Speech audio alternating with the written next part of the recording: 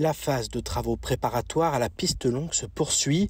Cette étape permet de définir précisément les caractéristiques techniques de l'infrastructure. Une nouvelle étude sur les risques naturels vient ainsi d'être publiée.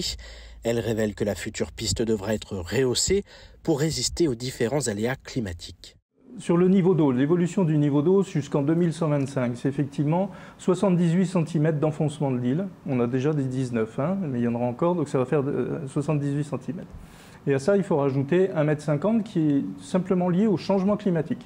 La montée des eaux. La montée des eaux. Donc tout ça, ça fait 2,28 m effectivement à l'horizon 2125. Aujourd'hui, le niveau de la piste actuelle, il est à 2,70 m au nord. Et aujourd'hui, après l'enfoncement qu'il y a eu, on constate quand il y a des gros coefficients de marée et à pleine mer, il y a de l'eau sur la piste. Ça, c'est le constat que l'on fait aujourd'hui. À l'extrémité sud, ce n'est pas le cas puisque la piste est déjà à plus de 7 mètres. Nous, l'objectif, naturellement, c'est que la piste elle soit exploitable tout le temps et sur une longue durée. Donc ça veut dire qu'il faut qu'on se mette au-dessus du niveau moyen de la mer, mais pas seulement. C'est le niveau moyen de la mer, mais aussi il faut qu'on se mette au-dessus à marée haute. Et en plus, en tenant compte, par exemple, de la houle supplémentaire qu'il peut y avoir quand il y a des vents un peu forts. D'ici 2125, l'aérogare et la piste actuelle devront aussi être rehaussées. Concernant la nouvelle infrastructure, elle sera protégée par une carapace, capable notamment de faire face à un tsunami. La carapace, elle est constituée d'enrochements, soit naturels, soit artificiels, mais surtout à l'extérieur, ce qu'on appelle des acropodes, c'est des espèces d'objets en béton à 6 pattes qui sont entremêlés et qui, du coup, protègent toute cette digue. Alors, l'une des conséquences du nouveau volcan, c'est qu'on peut avoir des tsunamis qui sont liés à des effondrements en fait, sous-marins, mais qui créent du coup des tsunamis bien plus forts que ceux qui pouvaient imaginer auparavant, qui venaient d'Indonésie ou du Pakistan. La première conséquence de ça, c'est que la protection de l'extension qui a été faite en 1995 devra être remplacée. Elle était dimensionnée pour les cyclones et c'était avec des objets de 2,5 m3. Avec le volcan, maintenant, il faut passer à 16 m3. Cette étude change la donne sur plusieurs aspects, à commencer par le prix des travaux. Par ailleurs, elle confirme que c'est le scénario 2 qui devrait être adopté, même si avant cela, certaines étapes restent à respecter. Un autre enjeu, c'est les sujets environnementaux, à la fois sur le lagon, mais aussi sur la partie terrestre, là où il y aura des extractions de matériaux. On a tout début mars une nouvelle réunion avec le comité de suivi des études écologiques. C'est un comité qui regroupe l'ensemble des associations de protection de l'environnement de Mayotte, avec qui on travaille depuis le début des travaux préparatoires sur les aspects environnementaux, pour expliquer comment on a fait le relevé des espèces, ainsi de suite, tous les inventaires. Les impacts, et la prochaine fois, on compare les scénarios en termes d'impacts environnementaux et suivra la définition de ce qu'on appelle les mesures d'évitement, de réduction ou de compensation des impacts. Et tout ça, on le fait avec les associations environnementales. Donc ce sont les prochains thèmes que l'on va traiter, les aspects environnementaux qui couvrent à la fois les impacts sur l'humain, le cadre de vie, et aussi sur les aspects faune et flore. S'il reste encore beaucoup d'étapes avant le début des travaux, le premier coup de pelle est toujours prévu fin 2023, début 2024. Tous les gouvernements qui sont passés là, qui a fait qu'aujourd'hui, Mayotte, c'est le chaos. Maintenant, prenons le présent, prenons la situation actuelle. Il y a eu un moment, on pouvait compter un tué par mois, etc. Aujourd'hui, on arrive à 3. Il y a un moment, on se dit, c'est le vendredi, on reste chez soi, attention. Mais aujourd'hui, ce n'est ni vendredi, ni samedi, ni dimanche, ni lundi, ni mardi. C'est les 7 jours de la semaine. Aujourd'hui, on le subit, cet acte de violence sur le territoire. Donc, de cet effet-là, il y a eu des collectifs, des citoyens. Il y a eu des collectifs citoyens, on a eu des mouvements, on a tout vu. On a presque tout fait, des blocages, etc. Et on a vu le résultat aujourd'hui, ça n'a pas changé. Mais les seules choses qu'on n'a pas vues le jour d'aujourd'hui, c'est la réaction de mes élus. Et aujourd'hui, par rapport à la situation, je sollicite. On ne va pas les insulter, on ne va pas les dénigrer, mais on les sollicite.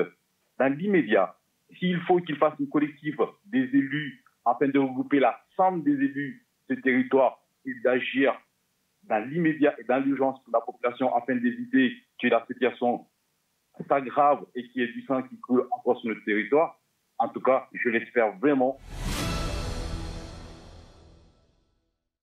La journée internationale de la langue maternelle avait lieu ce lundi. L'occasion pour le conseil départemental, le rectorat et plusieurs associations de Lille de faire le bilan sur la convention relative à la formation, l'enseignement, l'apprentissage et la diffusion des langues mahoraises. Un sujet important sur un territoire où beaucoup d'enfants ne parlent pas français. Nous avons à cœur, nous aussi, de développer l'apprentissage des langues régionales sur 3 axes. Et c'est ce que j'ai rappelé. Le premier, c'est évidemment d'accueillir des élèves dont la langue maternelle n'est pas le français, de les accueillir dans leur langue maternelle, là aussi pour éviter la rupture trop brusque entre l'école et la famille. Je parle évidemment en particulier des élèves en maternelle, et donc de développer tout un protocole d'accueil dans la langue maternelle pour que l'enfant se sente bien et puisse être dans des bonnes conditions d'apprentissage. Le deuxième point, le deuxième levier, c'est aussi pour nos enseignants de bien connaître la culture de l'enfant, la culture de l'élève, de bien connaître sa langue pour créer des ponts entre la langue parlée à la maison et la langue française, la langue de la République que l'élève devra maîtriser. Et on l'a vu, je l'ai rappelé, on est sur des langues avec des racines très différentes, avec des syntaxes très différentes. Et donc il est important pour nous de tenir compte de ce contexte. Pour les associations, cet engagement des pouvoirs publics est une excellente chose afin que les langues locales ne s'éteignent pas progressivement. C'était difficile au départ parce qu'on les perdait à coup sûr, mais avec un travail acharné de l'association Chimay et de ses membres, la tendance commence à s'inverser. L'État s'en est intéressé, les pouvoirs publics ici aussi s'en ont intéressé. Et nous constatons que notre jeunesse commence à revenir doucement vers sa langue. La jeunesse commence à utiliser la langue pour chanter, pour poser des questions, s'amuser. Ça commence à nous donner un peu plus d'espoir. Après avoir lancé une expérimentation dans les écoles de Lille, l'apprentissage des langues mahoraises pourrait être développé dans le secondaire, même si avant cela, plusieurs préalables doivent être respectés. Dans les collèges et dans les lycées, évidemment, si on veut continuer l'apprentissage du shimaoré ou du kibushi, eh bien, il nous faut un corpus plus riche. Il nous faut évidemment plus de textes. Et puis surtout, évidemment, il faut que l'apprentissage ait lui-même été plus développé dans l'enseignement primaire. Il faut qu'on commence par bien éduquer les élèves au primaire pour qu'ensuite on puisse continuer. Donc vous voyez qu'il y a 3 niveaux. Il faut qu'on ait des élèves qui arrivent évidemment au collège avec cette formation en langue régionale. Deuxièmement, il faut aussi que le corpus soit plus enrichi, plus de textes, et puis aussi qu'on soit d'accord sur la grammaire, le vocabulaire. Évidemment, on ne peut pas continuer au collège à faire juste l'accueil, comment tu vas, comment tu t'appelles, etc. Mais avoir des structures de phrases plus riches. Et pour ça, il faut que le travail qui a été mené au conseil départemental continue. Le rectorat va également devoir former les étudiants en capacité d'enseigner ces langues maternelles. Tout un programme donc, même si les choses semblent avancer dans le bon sens.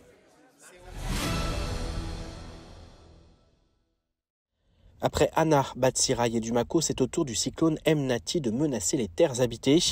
Le phénomène a atteint le seuil de cyclone tropical intense. Il devrait poursuivre son intensification jusqu'à son atterrissage demain sur la côte est de Madagascar. L'impact devrait se situer dans la région centre-est, notamment Mananjari, la ville déjà détruite par Batsirai il y a un peu plus de 15 jours. Avant de s'abattre sur la grande île, Emnati s'est approché de l'île Bourbon. Un passage à un peu plus de 350 km est intervenu cette nuit. Les vents ont pu atteindre 120 km/h sur le littoral et 130 à 140 km/h dans les hauts. Les précipitations ont essentiellement concerné l'intérieur de l'île et les hauts de l'Est. Des vagues de l'ordre de 5 à 6 mètres ont été observées. Reste maintenant à savoir quelles seront les conséquences de ce nouveau phénomène, alors que 20 communes sur 24 ont été déclarées en état de catastrophe naturelle après le passage de Batsirai. Les conditions pour voyager évoluent à nouveau. Pour les personnes vaccinées voyageant au départ de Mayotte et à destination de la métropole et de la Réunion, le test préalable n'est plus obligatoire. Dans le sens Paris-Mayotte, les tests de moins de 24 heures sont maintenus. En revanche, depuis la Réunion, les personnes vaccinées peuvent venir à Mayotte sans se faire tester. Pour les non-vaccinés, quelle que soit la destination, rien ne change. Les motifs impérieux et les tests restent en vigueur. Pour les voyages vers l'étranger, les règles sont définies par les pays d'accueil. Un récapitulatif par pays est disponible sur le site du ministère des Affaires étrangères. Pour venir à Mayotte depuis Madagascar, l'Afrique du Sud, les Comores et les Seychelles, qui sont classés en zone orange, le résultat d'un test PCR ou antigénique négatif de moins de 24 heures est obligatoire. Pour les personnes non vaccinées, s'ajoute à cela un motif impérieux, ainsi qu'un isolement de 7 jours à l'arrivée. Mayotte doit lutter contre les violences sexuelles et sexistes dans le milieu sportif. Une conférence sur ce thème s'est tenue samedi à la MJC de Tsunzu 2. Selon les urgences du centre hospitalier de Mayotte, 1 à 2 victimes d'agressions sexuelles y sont accueillies chaque jour. Par ailleurs, un mineur sur 5 a déjà été ou est confronté à des violences sexuelles et 80% des auteurs de ces violences dans le milieu sportif sont des hommes. La journée a été consacrée à la présentation de supports de formation destinés aux personnes impliquées dans les clubs sportifs, mais aussi à la sensibilisation des sportifs et sportives en club. L'intervention d'un médecin légiste a également permis d'aborder les conséquences traumatiques des violences sexuelles sur la santé des enfants. Compte tenu de l'ampleur du phénomène à Mayotte, les différents intervenants ont été unanimes quant à la nécessité de faire de cette lutte une grande cause sociétale.